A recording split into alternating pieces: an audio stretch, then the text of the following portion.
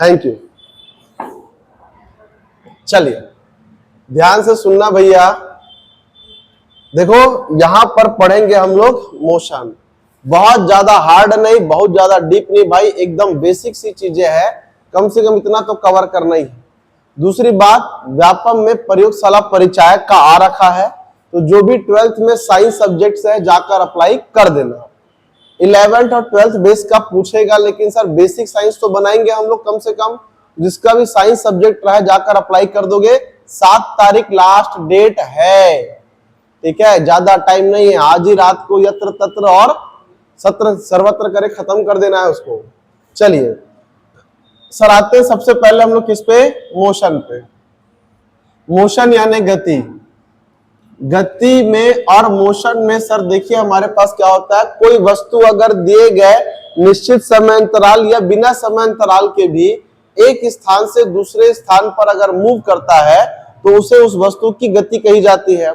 गति को मापने के कई प्रकार के तरीके हैं, जैसे सर वेग है, संवेग है, त्वरण है, चाल है। बात समझ में आ रहा है, कई प्रकार की चीजें हैं। तो सबसे पहले हम लोग क्या करेंगे, गति को 2 प्रकार से जानेंगे, एक अदिश राशि से और एक सदिश राशि से। देखो सर हिंदी का बड़ा क्लियर मसला है, जो होता है वही लिखता है और वही समझते हैं हम लोग।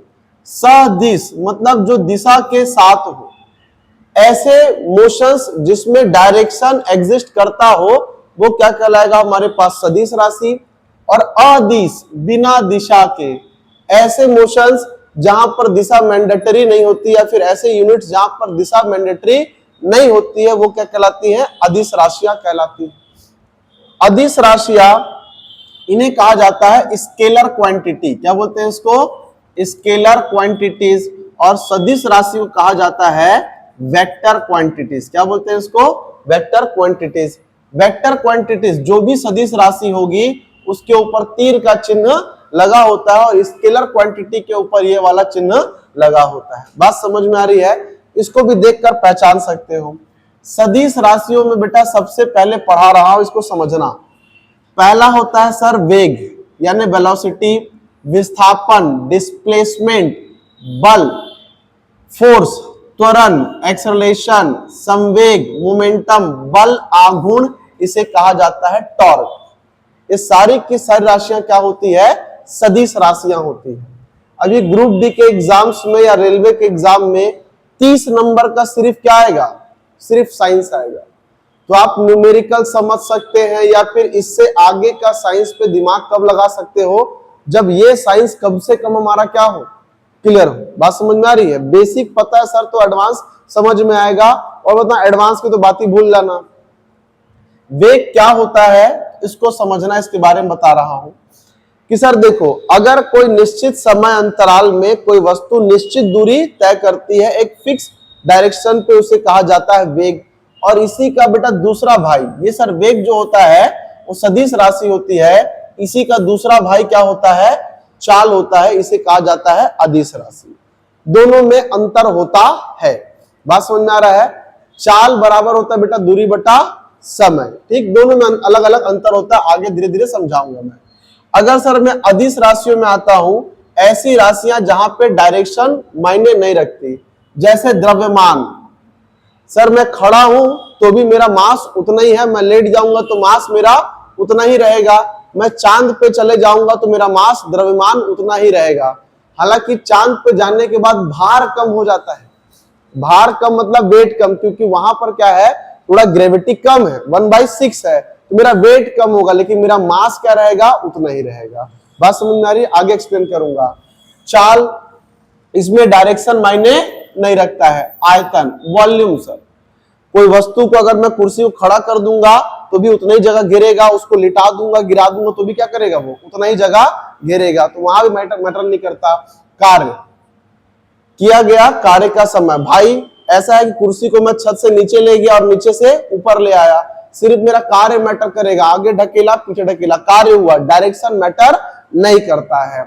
समय, समय में डायरेक्शन का कोई मतलब नहीं है, एनर्जी, ठीक है। अगर सर वही अगर अपने को बोल देता कि ताप, तो ताप मैटर करता है सर, क्योंकि एक बार क्या होगा वो कि कम से हमेशा ज्यादा से कम की ओर जाएगा, लेकिन एनर्जी मैटर नहीं करती। एनर्जी जब भी फैलेगी तो क्या होगा, पूरे सरफेस पे फैलती है। दूरी, डिस्टेंस मैटर नहीं करता सर। और उसके बाद शक्ति, पावर, और उसके बाद इलेक्ट्रिसिटी। आप ये तार को छू के बता सकते हो क्या सर कि इधर से इधर जा रहा है कि यहां से यहां जा रहा है? अगर एक चादर के ऊपर मैं तार को डालूंगा करंट को, तो पूरी की पूरी चादर पर क्या होगा, इक्वली डिस्ट्रीब्यूट हो जाता है करंट। ये बता रहा है कि सर उसका भी डायरेक्शन नहीं होता, जो राउंड में फैल गया, नॉर्थ ईस्ट साउथ वेस्ट जो कंसिडर कर रहा है, जो पर्टिकुलर डायरेक्शन बता पाऊंगा उसमें है। विद्युत में कोई डायरेक्शन नहीं होता। धारा, ताप, टेम्परेचर, दाब, प्रेशर, इसके लिए कोई भी आपका वो नहीं होता, डायरेक्शन नहीं होता। कहानी है बेटा कि अगर एक बलून को मैं प्रेस करता हूं तो जब बलून फैलेगा तो सर वो क्या करेगा, चारों साइड फैल रहा है। चारों साइड फैल रहा है मतलब डायरेक्शन लेस है, मतलब वो क्या है, वो अदिश राशि है। पेपर में बड़ा आसान है भाई, यहीं से सर 3 एलिमेंट उसका लेगा, 1 एलिमेंट इसका ले लेगा और लिख देगा सर बताओ इन चारों में से कौन सी सदिश राशि है, कौन सी अदिश राशि है। या 4 वहां से लेगा, 4 यहां से लेगा, 4 के सेट बना देगा, बोलेगा सर बताओ इन चारों में से कौन सा जो क्रम है वो अदिश राशियों का है और कौन सा क्या है, सदिश राशियों का, कौन सा स्केलर क्वांटिटी है और कौन सी वेक्टर क्वांटिटी है। तो ऐसे क्वांटिटीज जिसको बताने के लिए डायरेक्शन आवश्यक होगा वो क्या होगा जी सर, वो होगा उसके वेक्टर क्वांटिटी अर्थात सदिश राशि। और जिसको बताने के लिए डायरेक्शन की आवश्यकता नहीं होगी वो क्या हो जाएगी, अदिश राशि। ये अपने को पता रखना है। सर यहां पर father of physics, father of physics कौन है बेटा, सर फादर ऑफ फिजिक्स हमारे न्यूटन अंकल है। फादर ऑफ फिजिक्स क्या है, हमारे न्यूटन अंकल, याद रहेगा। फादर ऑफ फिजिक्स कौन है, न्यूटन अंकल है। उसके बाद अगर सर पूछेगा फादर ऑफ केमिस्ट्री तो क्या बताओगे, Benjamin Franklin. Father of history तो क्या बताओगे, हेरोडोटस। बात समझ में आ रही है। हर सब्जेक्ट का क्या है, तो एक पिता है। आधुनिक अर्थशास्त्र के पिता कौन कहे जाते हैं, एडम स्मिथ। कौन कहे जाएंगे, एडम स्मिथ कहे जाते हैं। बात समझ में आ रही है।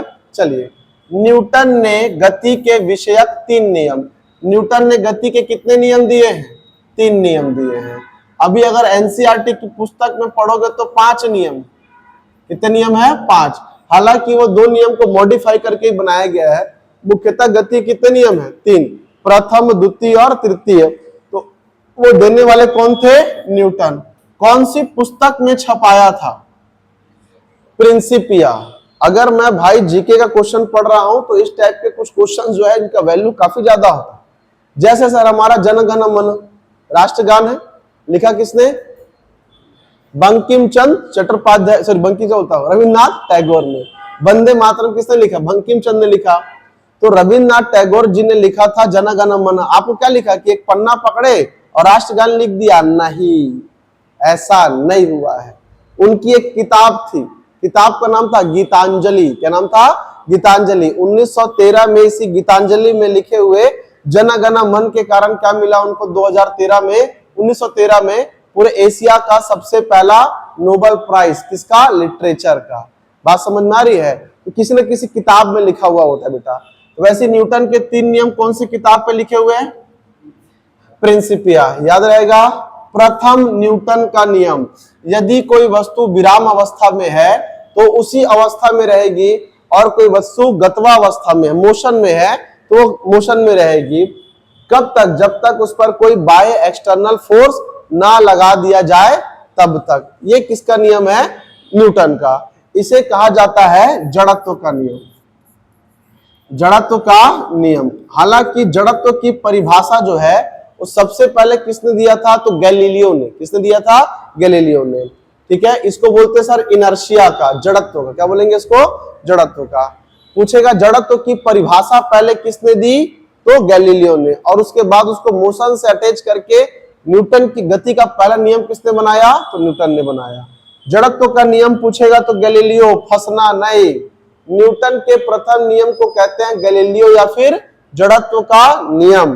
ठीक है, न्यूटन के किस नियम से बल का परिभाषा मिलती है, एक गलत लिखा हुआ है बेटा, द्वितीय नियम से। किसे, द्वितीय नियम से। F इज इक्वल टू क्या होता है सर, ma। क्या होता है, F is equal to ma। ध्यान सुनना क्या कहता है, न्यूटन का द्वितीय नियम, किसी भी वस्तु पर कार्य करने वाले बल का मान उस वस्तु के द्रव्यमान तथा वस्तु में उत्पन्न त्वरण के क्या होता है बेटा, समानुपाती होता है। कहने का मतलब किसी भी ऑब्जेक्ट के ऊपर अगर मैं फोर्स लगा रहा हूं तो वो फोर्स उस वस्तु के ऑब्जेक्ट और जितना वो डिस्प्लेस हुआ, मतलब जितना उस पर त्वरण हुआ, एक्सेलरेशन हुआ, उसके मल्टीप्लाई क्या होता है, बराबर होता है। अब ये जो मेरे पास फॉर्मूला मिला, किसका मिला, फोर्स का, इसीलिए कहा जाता है कि न्यूटन का कौन सा नियम जो है वो बल का व्यंजक प्रस्तुत करता है। तो कौन सा करता है सर, द्वितीय नियम। क्लियर है ये। चलिए दूसरा दिया सर हमारे पास, बल बराबर द्रव्यमान गुणित Fm इज इक्वल टू, हो गया मेरे पास ये।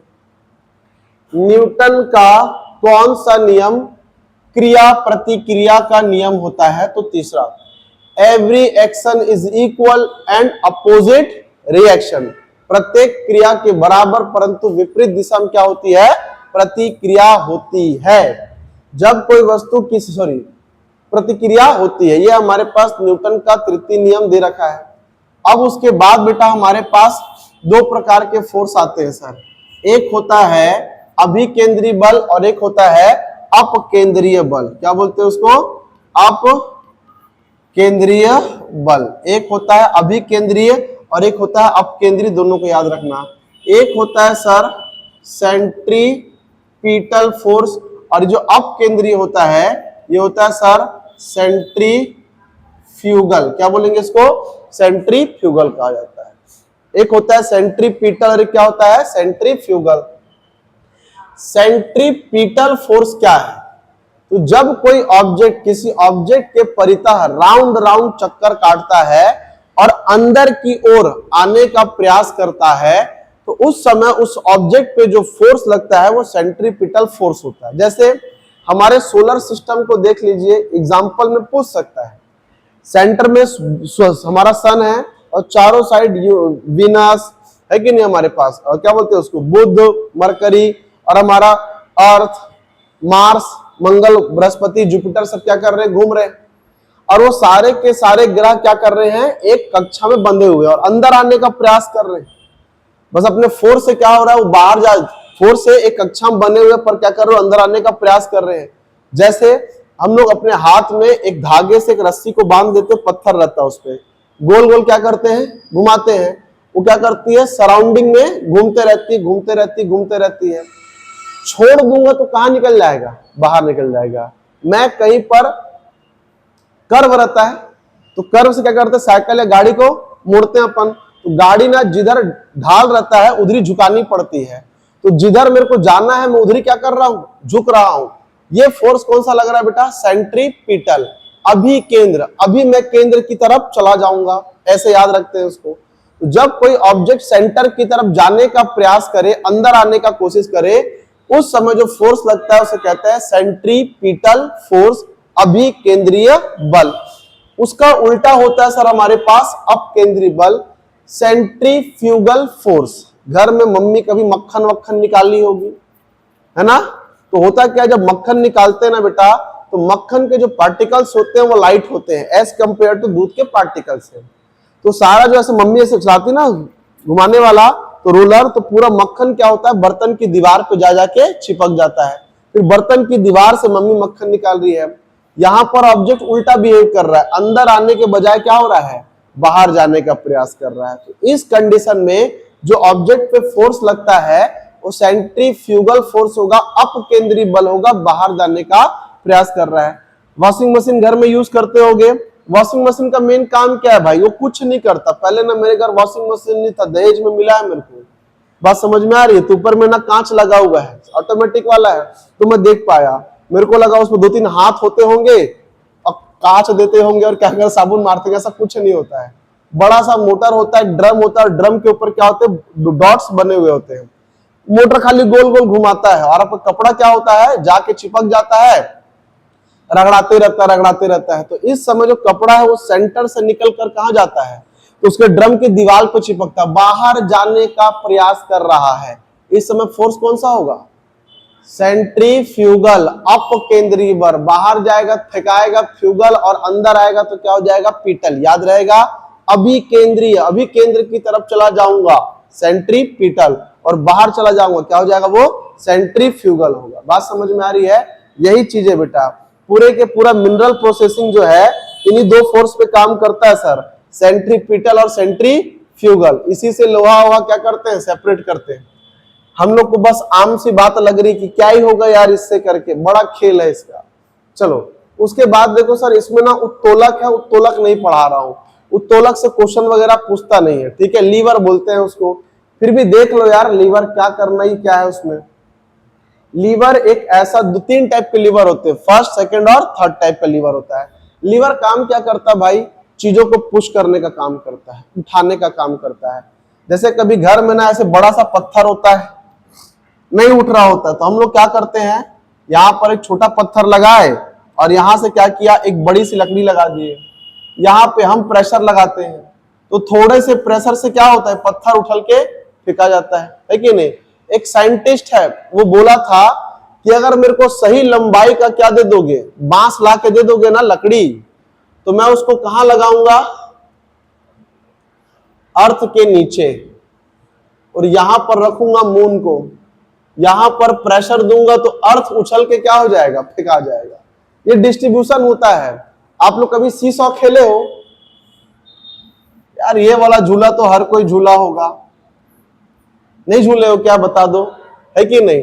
अक्सर क्या होता है कि एक आदमी पतला और एक मोटा होता है, भाई जाहिर सी बात है, फिर भी कभी कभी ना पतला वाला क्या करता है, मोटे वाले को उठा देता है। कैसे उठा देता है?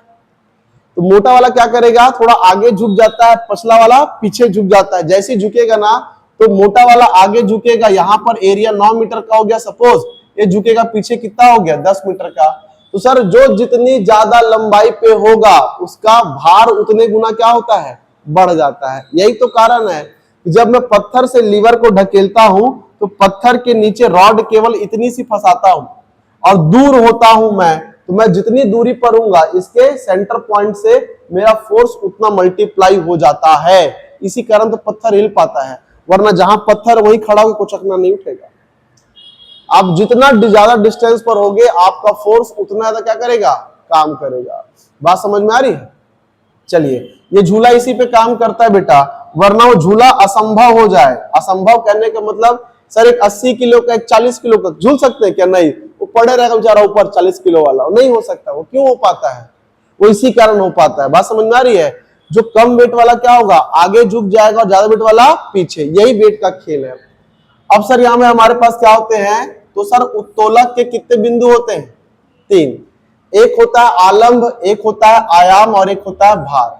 देखो बेटा, ये जहां पे ऑब्जेक्ट रखा हुआ है ये होता है मेरे पास आलंब,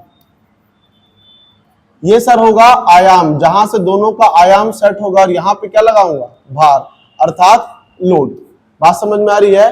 ये मेन खेल होता है बेटा हमारे पास। ये 3 हमारे पास चीजें होती है। सर उत्तोलक कितने प्रकार के होते हैं? 3। उत्तोलक मतलब होता है लीवर, ठीक है। कितने प्रकार के होंगे? 3 प्रकार के, ध्यान सुनना। एक तो दुनिया का सबसे सिंपल लीवर, नंबर 1।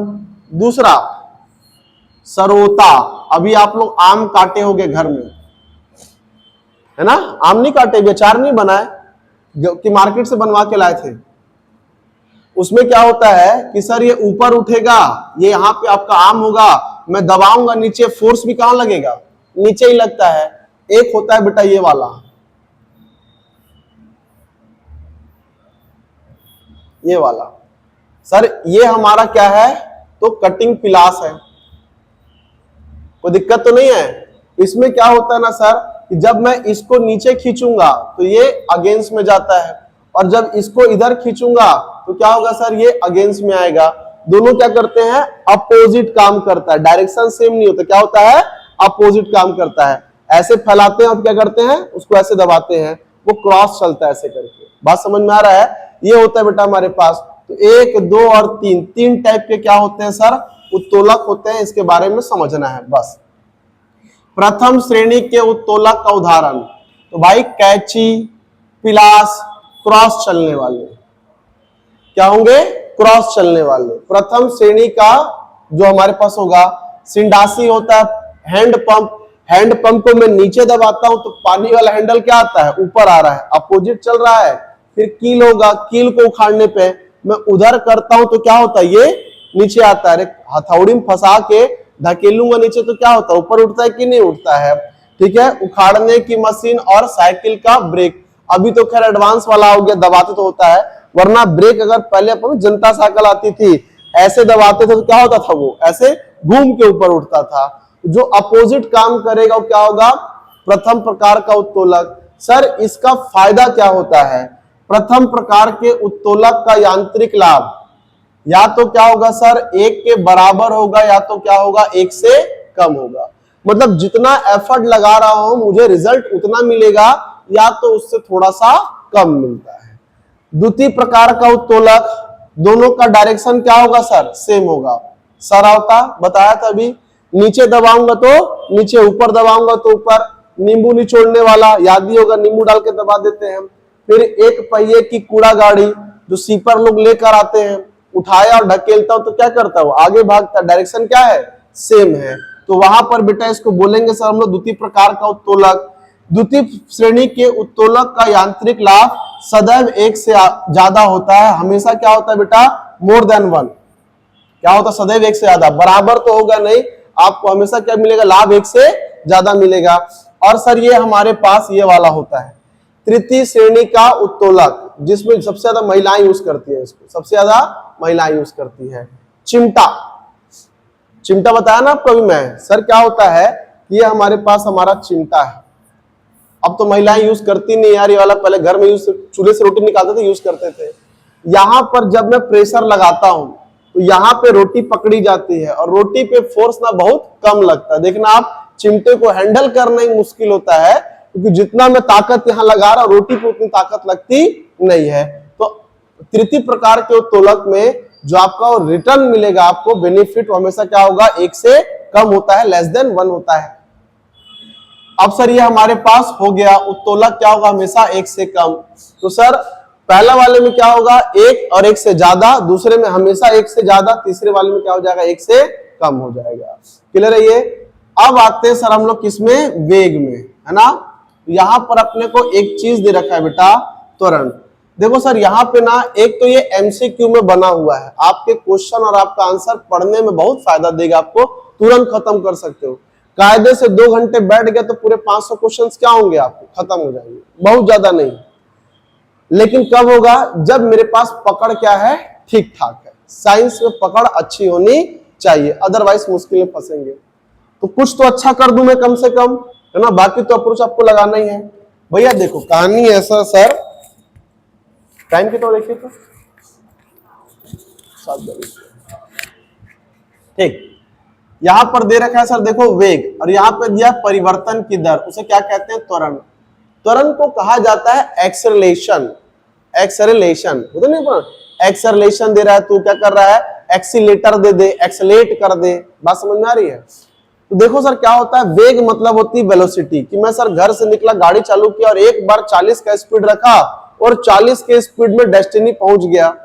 मतलब टाइम बदलता रहा पर मेरी स्पीड नहीं बदली। 1 घंटे में 1 घंटा 5 मिनट, 10 मिनट, 15 मिनट, 20 मिनट हुआ, पर मेरा स्पीड क्या था, एकदम कांस्टेंट था। क्या था, 40 का। दूसरा, अब एक छपरी की गाड़ी में बैठ जाओ, वो स्टार्ट करेगा 0 से, तुरंत 20, 50, 100, 150, 200 और फिर 10, बकाबक ब्रेक मारेगा। वो क्या कर रहा है, वो टाइम के साथ क्या कर रहा है, अपने स्पीड को चेंज कर रहा है। तो जब आपके इस जो स्पीड है वो समय के साथ क्या होती है, बदलती है, तो सर इस घटना को कहा जाता है त्वरण। इसको कहते हैं एक्सेलरेशन, एक्सेलरेशन, ठीक है। जैसे कोई भी वस्तु अगर ऊपर से नीचे गिराया जाता है, एक्सेलरेशन बोलते हैं उसको, तो 9.8 मीटर पर सेकंड क्या होती है, उसका त्वरण होता है। वो हर सेकंड उसकी स्पीड क्या होती जाती है, उतनी बढ़ती जाती है। इसी कारण तो कि आसमान से गिरने वाला एक सुई भी क्या कर सकती है, तो जमीन पर तबाही मचा सकती है सर, क्योंकि जब वो आसमान से आएगी तो उसका त्वरण, उसका एक्सेलरेशन क्या होगा, बहुत ज्यादा हाई होगा। बात समझ में आ रही है। एक इतना बड़ा कंचा मैं 10 फीट से किसी के सर पे गिराऊं, कोई दिक्कत नहीं होगा। 50 फीट से गिराऊंगा, थोड़ा ज्यादा चोट लगेगा। लेकिन अगर अंतरिक्ष से गिराऊंगा ना, तो हो सकता है कि वो आदमी खरबूजे की तरह क्या हो जाए, फट जाए, उस एक कंचे मात्र से। क्यों फट जाएगा भाई, वो कंचे मात्र से, सर उस कंचे में इतना क्या होगा, एक्सेलरेशन होगा, उसमें इतना ज्यादा क्या होगा, त्वरण होगा। बात समझ आ रही है। तो टाइम के साथ सिर्फ बढ़ना नहीं, घटना भी हो सकता है। आपके स्पीड में जो परिवर्तन होती है उसे क्या कहा जाता है, तुरंत कहा जाता है एक्सेलरेशन कहा जाता है। क्षैतिज से किस कोण पर फेंकने पर वस्तु अधिकतम दूरी तय करती है यदि प्रक्षेप वेग क्या हो, समान। तो देखो सर, ऐसा है कि अभी अब पुलिस विलिस की भर्ती आएगी तो गोला फेंक खेलोगे आप लोग। तो गोला फेंक में सर अपने को कितना हाइट लेना चाहिए कि मेरा ऑब्जेक्ट मैक्सिमम डिस्टेंस कवर करे। सर ये हो गया 90 डिग्री, इसके बीच में होता है 45 डिग्री। तो अगर मैं वस्तु को 45 डिग्री से फेंकता हूं तो क्या करेगा, वो हाइट मैक्सिमम नहीं जाएगा लेकिन डिस्टेंस क्या लेगा बेटा, वो मैक्सिमम लेगा। ऐसा साइंस कहती है। ये जमीन हो गई, ये आसमान हो गया, और मुझे कहां फेंकना है, 45 में। अगर मैं 45 डिग्री फेंकता हूं तो मेरा डिस्टेंस क्या होगा, मैक्सिमम डिस्टेंस कवर होगा। और अगर सर मान लो कि मैं 55 फेंक दिया तो हाइट बढ़ जाएगी पर पाथ क्या हो जाएगा, छोटा हो जाएगा। सर और अगर मैं इससे कम डिस्टेंस लिया तो पृथ्वी का जो ग्रेविटी होता है वो इसको खींच कर क्या कर देगा, जल्दी से मामला सेट कर देगा, तो मैक्सिमम डिस्टेंस कवर नहीं कर पाएगा। रूल ये कहता है सर कि मैक्सिमम डिस्टेंस कवर कराने के लिए अपने को कितने डिग्री पर फेंकना होता है, 45। मतलब मेरे हाथ से जब रिलीज हो, जमीन से नहीं ले लेना, यहां पे मामला क्या होता है, गड़बड़ा जाता है। पर साइंस यही कहता है, ठीक है। अब दोनों को समझना, एकदम बेसिक सी चीजें हैं। ये आपको क्या करेगा जो बता रहा हूं, एक तो एक टॉपिक कवर होगा, दूसरा जो लंबे समय से साइंस आप छोड़ चुके हैं उसमें प्रॉपर क्या होगा, आपका इंपैक्ट बना देगा। सर हाँ ये चीजें अपन पढ़े हैं, फिर अगर कुछ नया क्वेश्चन भी पढ़ोगे ना, रटने पढ़ने समझने में उतनी समस्या नहीं होगी, वरना बहुत समस्या हो जाती है, ठीक है। चलिए, किसी वायुयान में कोई वस्तु नीचे गिरने पर उसकी गति कैसी होगी। गति कैसी होती बेटा, प्रक्षेप। प्रक्षेप को कहते हैं सर प्रोजेक्टाइल। क्या कहते हैं इसको, प्रोजेक्टाइल। मैं बता देता हूं, अभी ना मंडी का पेपर हुआ था बेटा। साइंस का महत्व क्या होता है कि कुछ साइंस के स्टूडेंट्स को लगता है कि यार ये तो आसानी है, क्या पढ़ना। आर्ट्स वाले बोलते हैं यार साइंस हमारा सब्जेक्ट नहीं है, क्यों पढ़ना। बेटा संविधान भी आपका सब्जेक्ट नहीं था। एक पेपर का एग्जांपल दे रहा हूं मंडी का, आप उसको 3 क्वेश्चन किसमें आए थे, उसमें के पॉलिटी के आए थे। आप जाके देखो कि 4 क्वेश्चन किसके आए थे, उसमें साइंस के आए थे। तो जितना पॉलिटी पढ़ना इंपॉर्टेंट है उतना साइंस पढ़ना भी क्या है, इंपॉर्टेंट। हाँ, साइंस का क्वेश्चंस बहुत माइनर, बहुत इजी वाला आया था, अच्छा वाला आया था। तो जितना सर आएगा बेसिक कम से कम उतना तो मैं पढ़ा दूं, और उतना आपको पढ़ना है, मैंडेटरी है। ग्रुप डी का एग्जाम दोगे, साइंस के क्वेश्चंस अच्छे आते हैं, इजी आते हैं, लेकिन 30 क्वेश्चन आता है। तो बिना 30 क्वेश्चन के आप बोलोगे सर मेरे को एग्जाम निकालना है, तो पॉसिबल तो नहीं होगा, ठीक है। इसीलिए जो भी ग्रुप डी या रेलवे का एग्जाम देता है उसका साइंस में पकड़ होना चाहिए। सिर्फ ग्रुप डी नहीं, इवन सभी एग्जाम्स में वहां पे आपको 8 से 10 के रेशियो में क्या मिलेगा, साइंस मिलेगा। वो मिलना है भाई, तीनों मिला चारों मिला के मिलेगा। कुछ पर्यावरण के क्वेश्चंस होंगे, कुछ आपका इसका होगा फिजिक्स का, कुछ केमिस्ट्री का, कुछ बायो का। अब एकदम नहीं सर कि 11 12 का बुक निकाल लिए पढ़ लिए, नहीं। उसके लिए पैमाने सेट है कि कितने लेवल तक क्वेश्चन देगा, कहां से क्वेश्चन देगा, कौन सा क्वेश्चन देगा, किस टॉपिक से क्वेश्चन देगा, सारे पैमाने क्या है, सेट है। ये पार्ट ऑफ स्टडी, इसको छोड़ना नहीं है किसी परिस्थिति में, ठीक है। चलिए आगे देखते हैं सर हम लोग। यहाँ पे कहता है सर वस्तु की स्थिति, प्रक्षेप का मतलब होता है प्रोजेक्टाइल। अब अगर मान लो सर ऐसा है कि एक हवाई जहाज उड़ते हुए जा रही है, एक हवाई जहाज क्या कर रही है, उड़ते हुए जा रही है। अब वो इधर उड़ रही है। अब अगर यहां से मैं एक ऑब्जेक्ट को गिराता हूं, एक ऑब्जेक्ट को गिराता हूं, तो बताना वो ऑब्जेक्ट ऐसे गिरेगा, ऐसे गिरेगा, या फिर ऐसे गिरेगा। नंबर 1, नंबर 2, नंबर 3, बताओ कैसे गिरेगा। हाँ,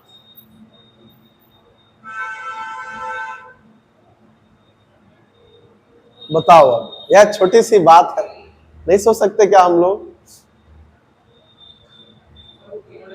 हाँ, तीनों एक ही ऑब्जेक्ट है यार, तीनों कैसे गिर जाएगा। आना तो नीचे है, जानते हो। इसको ना सर स्ट्रेट बोलेंगे, क्या बोलेंगे इसको, स्ट्रेट। और ये दोनों प्रोजेक्टाइल है। प्रोजेक्टाइल मतलब होता है सर प्रक्षेप, प्रक्षेप मतलब पत्थर, पत्थर हमेशा ऐसे ट्रेवल करता है। ये कर्व का जो ट्रेवल है ना, क्या बोलते हैं इसको? प्रोजेक्टाइल। अब बताओ कौन सा पाथ लेगा? तो पाथ यहां पर लेगा सर ए। क्या लेगा? ए। बात समझ में आ रही है? वो दिखेगा आपको 3 पर लेगा क्या वो? क्योंकि भाई ये स्टैटिक ऑब्जेक्ट है, मैं इसको 3D एनिमेशन में चलता हुआ नहीं दिखा रहा हूं। जब मैं पत्थर को फेंकूंगा, अगर जहाज 1000 किलोमीटर प्रति घंटा की रफ्तार से उड़ रही है, तो जहाज में बैठा हुआ व्यक्ति भी क्या होगा? 1000 किलोमीटर प्रति घंटा की रफ्तार से उड़ रहा है। और जब यहां से कोई ऑब्जेक्ट को गिराया जाएगा, तो वो ऑब्जेक्ट में भी कितने की स्पीड होगी? 1000 किलोमीटर प्रति घंटा की स्पीड होगी। तो जहाज तो अपनी स्पीड को कॉन्सेंट्रेट बनाकर रखा हुआ है, तो जहाज क्या होगा? उसकी स्थिति कुछ देर के बाद ये वाली हो जाएगी। पत्थर हमारा यहीं पर होगा, लेकिन पत्थर की जो स्पीड है वो 1000 से धीरे धीरे धीरे धीरे कम होगी, इसीलिए वो आगे कवर करेगा बेटा, पीछे नहीं। तो दिखेगा जहाज आगे जाता हुआ, पत्थर पत्थर पीछे गिरता हुआ, लेकिन वो दिख रहा है। जो दिखता है वो होता थोड़ी है। पत्थर पीछे क्यों जाएगा भाई? वो तो अपने पोजीशन से आगे ही ना बढ़ेगा। क्यों बढ़ेगा सर? क्योंकि वो भी तो 1000 किलोमीटर प्रति घंटा की रफ्तार से आगे बढ़ते बढ़ते गिरा है। तो पत्थर की जो बेटा प्रोजेक्टाइल होगा वो ये वाला होगा। मैं यहां पर हूं, यहां पे खड़ा होकर अब मैं इस पत्थर को देखूंगा, तो मुझे ऐसा फील होगा कि पत्थर कहां जा रहा है? पीछे जा रहा है। पर वो पाथ कौन सा ले रहा है? 1 ले रहा है। कभी अपन ट्रेन में सफर किए हैं? ट्रेन में सफर करते हैं तो हमारी गाड़ी आगे जाती हुई दिखती है, और दूर में एक पेड़ होता है वो पीछे जाते हुए दिखता है। तो क्या पेड़ सच में पीछे जा रहा होता है? वो तो वहीं पे होता है ना भाई, ये फील होता है। ऐसा लगता है तो लगने में बुराई नहीं। इसके लिए आइंस्टाइन ने एक थ्योरी दिया है, उसे कहते हैं बेटा सापेक्ष गति। क्या बोलते हैं उसको? सापेक्ष गति कहा जाता है। ठीक है, चलिए बात समझ में आ गई यहां तक जो बताया मैं। अगला देखना बेटा क्या कहता है अपने को। कहता है सर किसी वायुयान से कोई वस्तु नीचे गिरने पर गति प्रक्षेप होगी, और कहां पर? वायुयान की दिशा में। वस्तु की स्थिति परिवर्तन को क्या कहते हैं? विस्थापन। इसे कहा जाता है सर डिस्प्लेसमेंट। क्या कहते हैं इसको? डिस्प्लेसमेंट। एक ऑब्जेक्ट को यहां से उठाकर वहां रख दिया, ये क्या कहलाया? डिस्प्लेसमेंट। क्या बोलेंगे इसको? विस्थापन। 2 प्रकार की चीजें होती है, ध्यान से सुनना सर। एक होता है दूरी, और एक क्या होता है बेटा? विस्थापन। दूरी और विस्थापन दोनों सर एक ही चीज है, पर दोनों में अंतर है। दूरी शून्य नहीं होता, शून्य नहीं होगा, जबकि विस्थापन क्या होता है? शून्य भी हो जाता है, शून्य भी हो जाता है। मान लेते हैं कि मैडम का घर यहां से 3 किलोमीटर, कितना होगा मैडम? कितना दूर होगा? 3 किलोमीटर होगा। तो मैडम अपने घर से यहां पर आई, तो मैडम के द्वारा तय की गई दूरी भी 3 किलोमीटर थी, और विस्थापन भी कितना होगा? 3 किलोमीटर। वस्तु यहां से यहां पहुंच गई।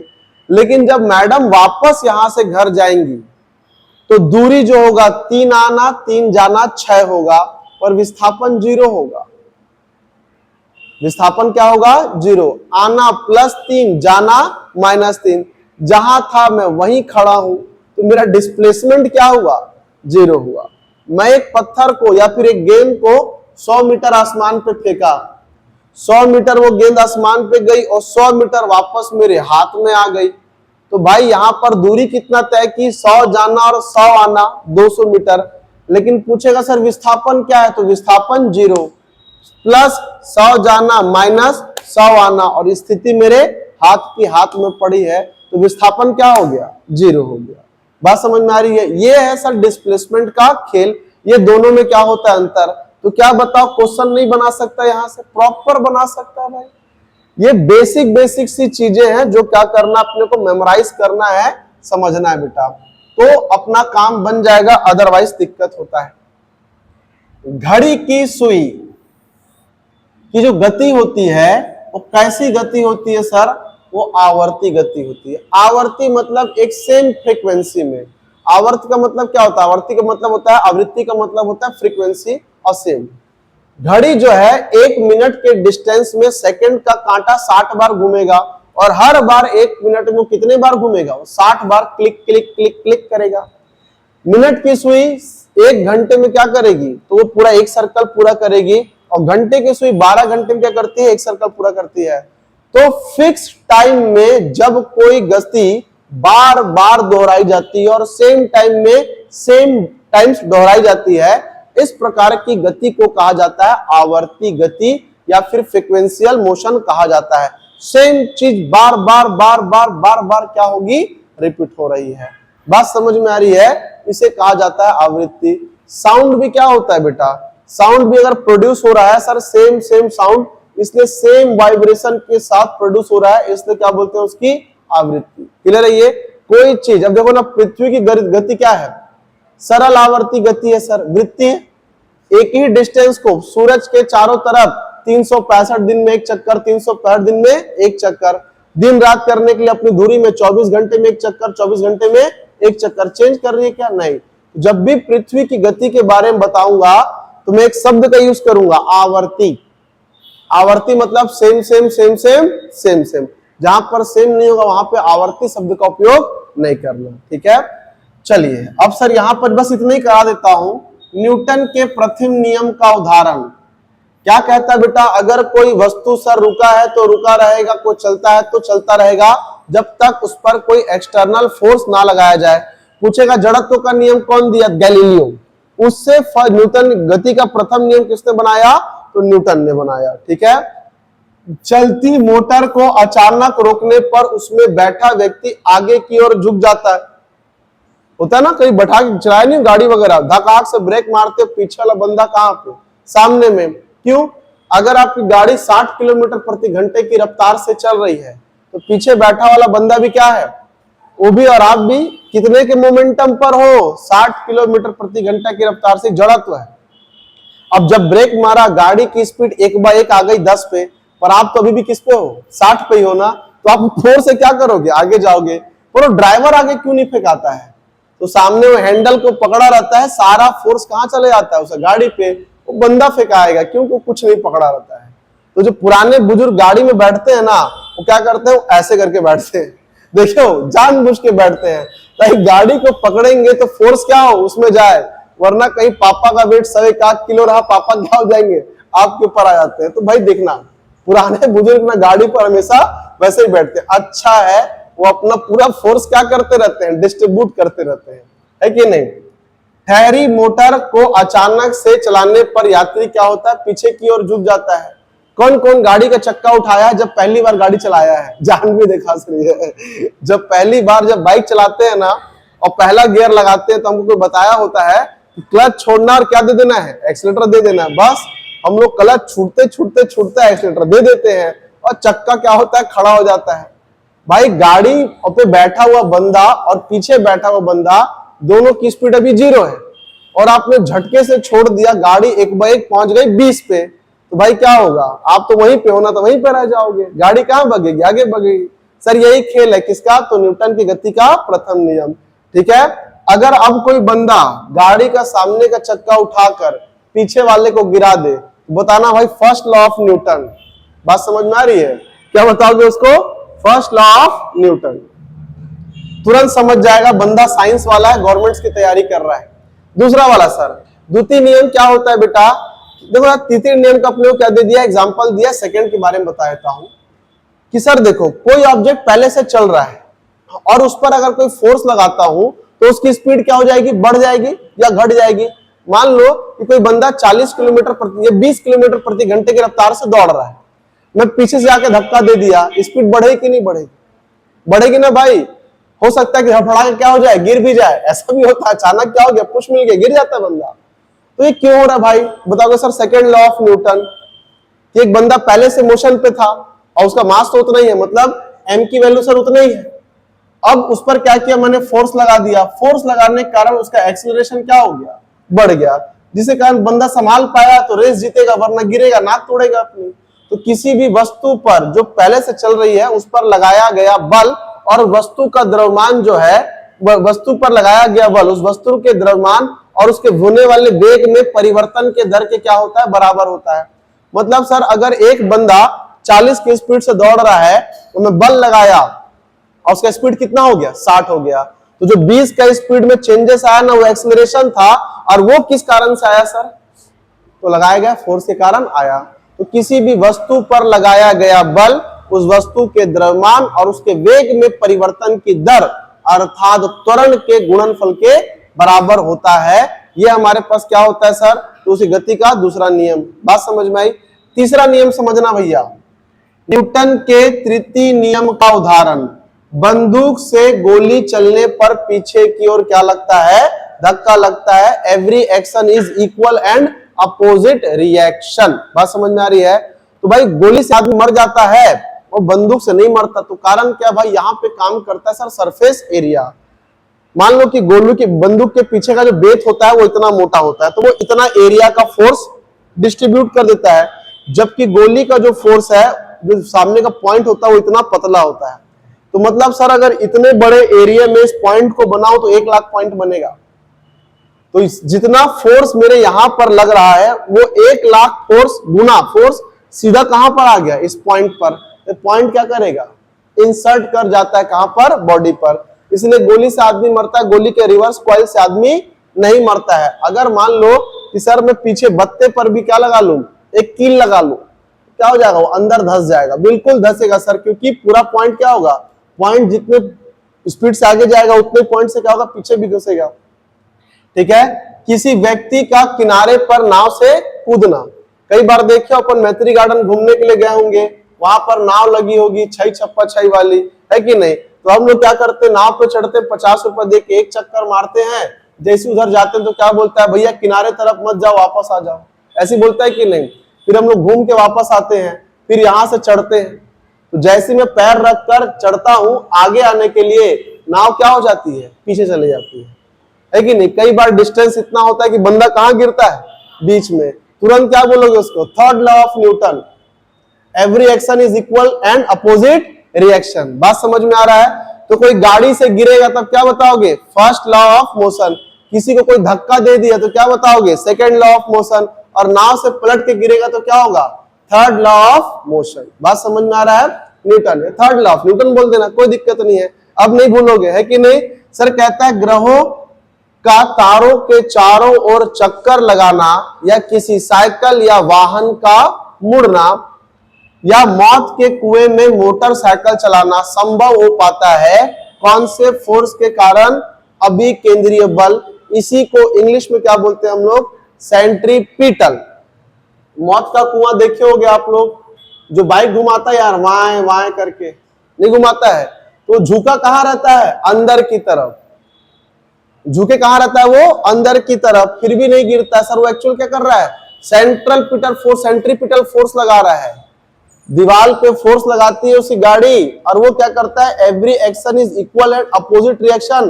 कहां फोर्स लगाता है, बाहर की ओर। वही अपोजिट फोर्स क्या करता है, दोनों में बॉन्ड बनाता है और अंदर की तरफ झुकने का प्रयास करता है। जहां वो खड़ा हुआ सरसरा के नीचे गिर जाएगा। बात समझ में आई। फिर बोलता है सर ग्रहों का तारों के चारों ओर चक्कर लगाना, किसी साइकिल या वाहन का मोड़ पे मुड़ना। जिधर मुड़ना होता है ना उधर ही झुकते हैं। देखियो अपोजिट झुकोगे फेंका जाओगे, मुड़ ही नहीं पाओगे, साइकिल रुक जाएगी, गाड़ी रुक जाएगी। अब कहीं सर मुड़ना इधर है, ऐसे कर दोगे तो छबड़ा जाओगे। क्यों सर, क्योंकि आप अगेंस्ट जा रहे हो किसके, सेंट्रीपिटल फोर्स के। ठीक है। मथनी व दूध से मक्खन निकालने की मशीन का कार्य करती है अपकेंद्रीय बल। पहले बता दिया बेटा कि जब सर सेंटर से कोई ऑब्जेक्ट बाहर जाने का प्रयास करती है तो वो क्या कराती है, सेंट्रीफ्यूगल फोर्स। इसे कहा जाता है अपकेंद्रीय बल, जब कोई सेंटर से क्या करे, दूर जाने का प्रयास करे। क्लियर है ये। टाइम देखिए तो कितना हो रहा है, क्लोज करें आज। ठीक है, आज इतना क्लोज करते हैं। स्लाइड दिया हूं ना मैं, भाई पढ़ो यार पढ़ो। देखो सर नॉलेज ऐसा मत समझो कि सर मैं उठाऊंगा पेपर में आ जाएगा वही हो जाएगा। आपको धीरे धीरे क्या करना, जमा करना, अपने नॉलेज को बढ़ाना, तो काम होगा इसका। ठीक है, चलिए।